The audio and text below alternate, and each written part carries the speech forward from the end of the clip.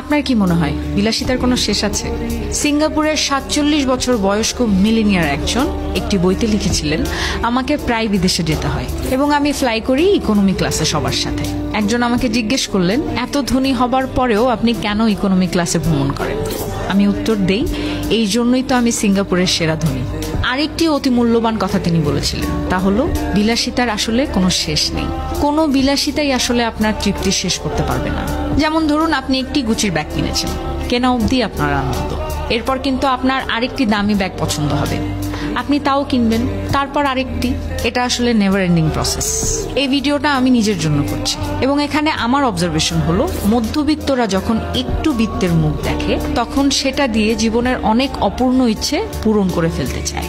আমার মধ্যেও এই সমস্যা আছে, আমাদের অনেকের মধ্যে এই সমস্যা আছে। আমরা মধ্যবিত্ত পরিবারে বড় হই, তারপর কষ্ট করে মোটামুটি দাঁড়াই, তখন মনে হয় জীবন তো একটাই, অর্থাৎ মধ্যবিত্তের সীমাবদ্ধতায় যা কিনতে পারিনি সেগুলো এবার কেনা যাক। এটা শুধু আমার নয়, অনেকেরই সমস্যা। এখন মনে হচ্ছে এটা হচ্ছে জীবনের সবচেয়ে বড় একটি ভুল, কারণ কোনো কেনাকাটাই আসলে কারো চূড়ান্ত তৃপ্তি আনতে পারবে না।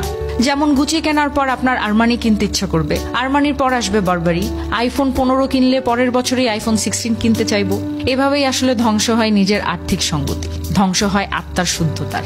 এগুলো কেনাকাটার জোগাড় করার জন্য অশুদ্ধ দৌড় শুরু হয়, যার কোনো ফিনিশিং পয়েন্ট নেই। অথচ একটি বিলাসের খরচ যদি আমি একজন বিপন্ন শিক্ষার্থীর পেছনে খরচ করতাম, সেটা হয়তো 100 বছর অবদান রাখতো। আর যদি একজন রোগীর পেছনে খরচ করতাম, তিনি হয়তো তার বাচ্চাগুলোকে গুছিয়ে যাওয়ার জন্য আরো কদিন সময় পেতেন। অথচ আমরা ফালতু খরচ, জামা, জুতো, কলম, ঘড়ি, চশমা এগুলোর পেছনে ছুটেছি, মানুষের পেছনে ছুটিনি।